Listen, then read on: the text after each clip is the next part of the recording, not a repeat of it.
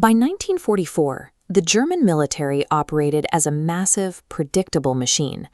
Success relied on a strict adherence to doctrine, an assumption that every engagement would follow established mechanical logic. This chart highlights the cost of that predictability. Projections for standard frontal assaults against the German line showed casualty rates that the Allied reinforcement pipeline simply could not sustain. Survival required a pivot. Allied planners realized that the only way to advance without catastrophic losses was to stop fighting the enemy's steel and start targeting the enemy's expectations. The goal was to dismantle the German High Command's sense of certainty. If the Allies could hack into the enemy's intelligence loop, they could dictate how the Reich distributed its defenses. They proved that in a conflict of this scale, weaponizing surprise is as effective as a heavy bombardment.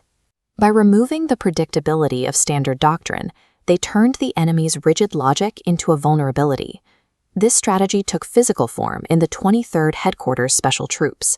Their mission in France was to convince the German command that a massive invasion force was massing exactly where it wasn't.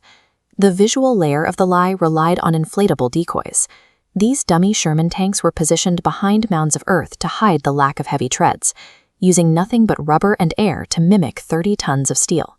They backed the visual lie with a wall of sound. Engineers used massive speakers to broadcast the recorded mechanical roar of a full armored division moving through the woods at night. This audio carried for 15 miles. For German scouts listening from across the lines, the combination of distant engine noise and the sight of tank silhouettes created an undeniable profile of a real army.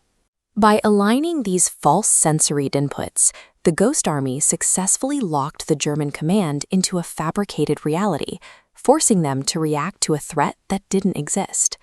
The deception continued through the airwaves.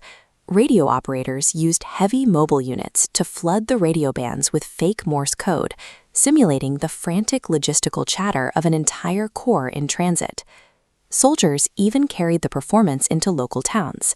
They wore hand-painted division patches in bars, ensuring that any German stay-behind spies would report the presence of elite units that were actually hundreds of miles away.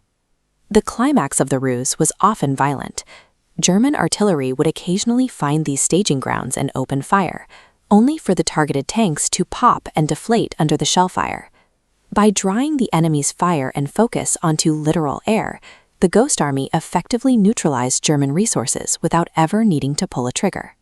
By May 1945, the war of deception had shifted to a war of desperate improvisation.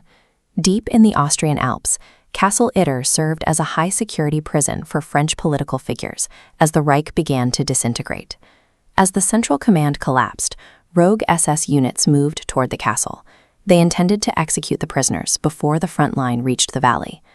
The defense of the castle fell to a paradoxical alliance. Captain Jack Lee and his American crew joined forces with Major Joseph Gingle, a Wehrmacht officer who chose to protect the prisoners by fighting his own military's SS wing. This partnership forced sworn enemies to share a single objective. Their cooperation created an anomaly in the valley that the approaching SS units were not prepared to solve. The defense of the ramparts brought together soldiers and civilians alike.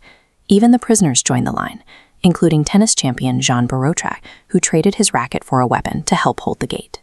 The attacking SS units expected an easy liquidation mission. Instead, they faced a coordinated, multinational resistance that threw their tactical plan into immediate confusion. The defenders held through hours of small arms fire until an anti-tank shell struck the castle gate, destroying the lone American Sherman tank and leaving the courtyard vulnerable. That stand delayed the execution long enough for a relief column to arrive. American tanks and infantry pushed through the smoke and the tree line, breaking the siege just as the defenders ran out of ammunition. The unpredictable nature of the alliance stalled a vastly superior force. By refusing to follow the expected script of surrender, the defenders exploited a psychological gap that the SS could not close. The results of these illusions were measurable. This map shows how diverting German armor away from the real front allowed 30,000 Allied soldiers to advance through what would have been a killing field. At Castle Itter, the sane spirit of improvisation saved the lives of every high-value prisoner. An alliance that shouldn't have existed physically blocked the path of the SS.